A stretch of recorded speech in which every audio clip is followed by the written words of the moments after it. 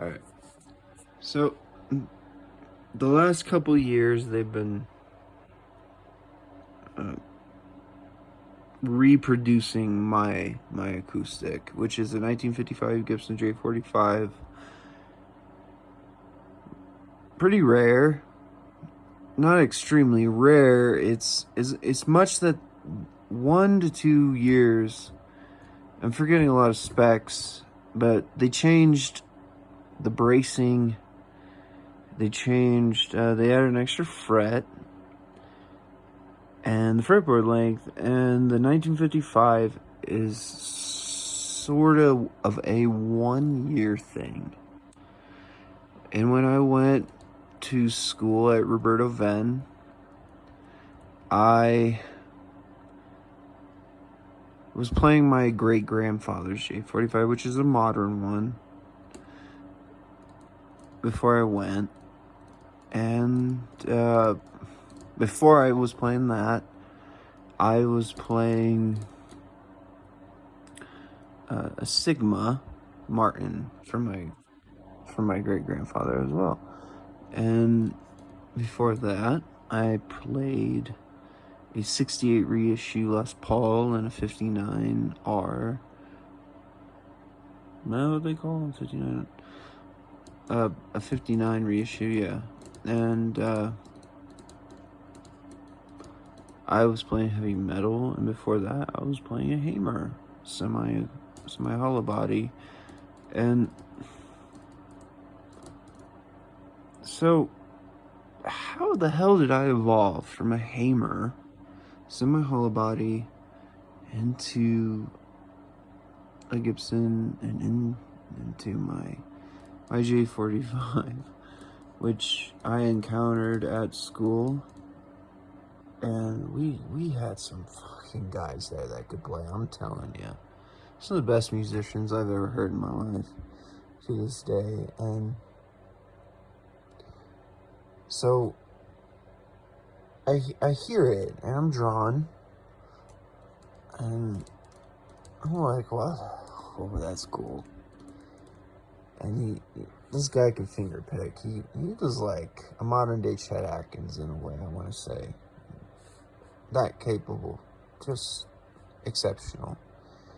And he hands it off to another one of our students. He's twice his age, and that guy was twice my age, and he's strumming on it too. And I asked, can I please play it? I didn't think they would let me. And this was my 55 J45 that I always play. And this is the thing I've always written all my songs on. That gosh, the odd stories, the fucking stories I have with this guitar. And so I strum it, and wow. Okay, so I have a modern day rendition of guitars. Yeah, I was spoiled as a musician, expanding my plethora. I was very spoiled, but I had never encountered that natural, that crisp, that woodiness, that player-friendly resonance too. That the whole box is resonating, the whole neck is resonating. And these guys, Epiphone is coming out with a 20 fret J45 with the large, I don't know about the bracing, but according to Gibson specs from the mid-50s, this is a clone of my guitar. And mine is rarer. It's the one-piece mahogany back. It's a red spruce top. It's exceptionally rare and only speculative, honestly. We really don't know. Mine has a modified bracing. But the important thing was, this was just, I strummed it, I knew I needed to have it. Thankfully, I got it.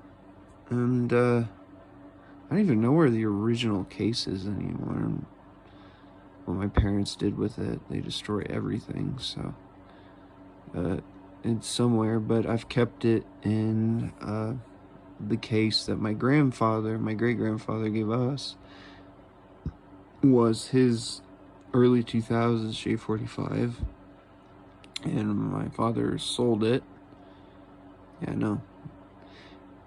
But I have that case. That case is much more reliable, and I'm still pissed off about everything that's ever happened in our family. But so I just wanted to talk about these.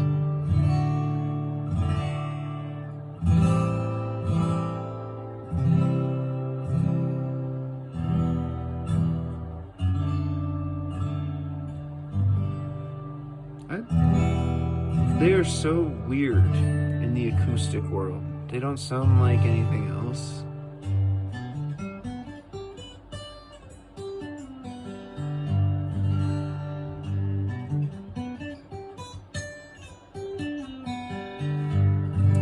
They're trying their best to mimic any guitar. Honestly, there's so many variables that you can't play the same thing the same way and have them sound comparable. It's really what the musician feels with the instrument and how you harmonize. But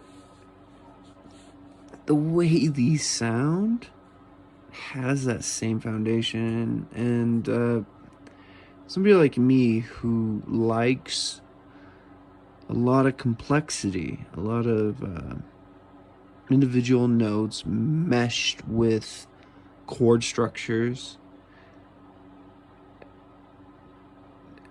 to complicate your music and fill in the gaps so you're not just doing the same thing over and over again. That's one reason why I really magnetized towards that guitar. It wasn't just I still remember the first strum of it. Just beautiful tone, and I beat the hell out of my guitar. That's what you're supposed to do. You know, you get something that's there, and you go with it.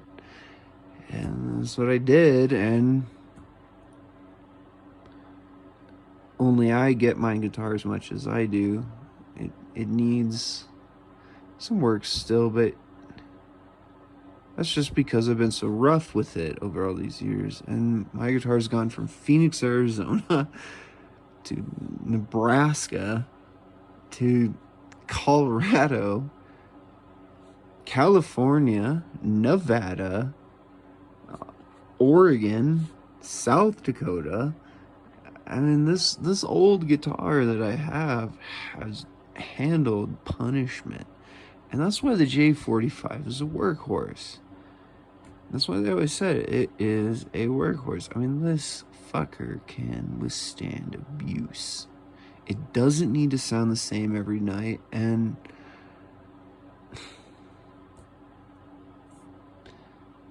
you can do what you want with it. You can play in a park next to a zoo. I wrote a song next to a zoo with a giraffe sticking out of it in Boise, Montana. Not Montana. What am I saying? Not Boise either. Idaho. It was in fucking Idaho. But my point is, I never made it to Washington. I never made it to Oregon. I made it to Idaho. And you can write a song up there, and you can write a song next to the salty beaches in California. And I wrote songs there. I wrote them in Phoenix. I wrote songs in almost anywhere I've ever been. It's just, that was my sound. And God, I don't know. It's cool for me, who loves these guitars so much, randomly encountered one, to hear them trying to be reproduced, because I was going to rebuild them. I was going to clone mine. I was afraid. How long would it last? I really don't know. Can I figure out that tone? as a luthier, and I just listen to these. They're so close.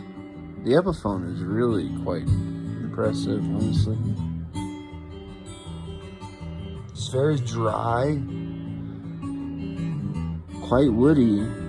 This one has a lot more brittleness to it, which is the Gibson.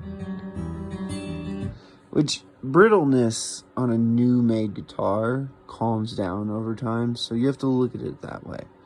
The Epiphone sounds woody now-ish, kind of woody-ish.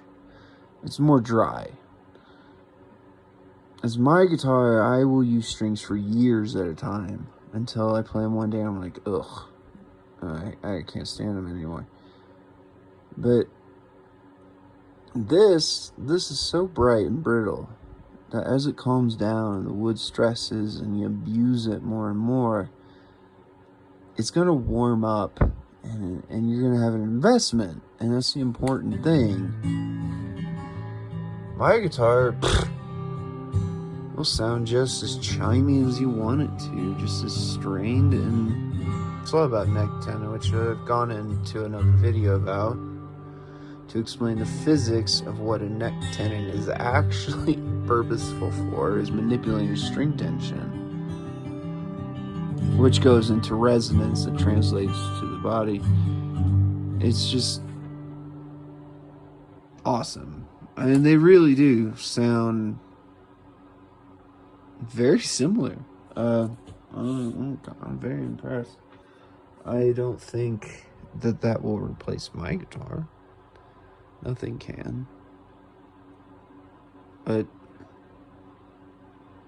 it's really cool to see them, acknowledging an instrument that isn't in the face of media and still has validity, just to that weird little niche that I personally fit into, and I don't doubt other people can fit into it as well.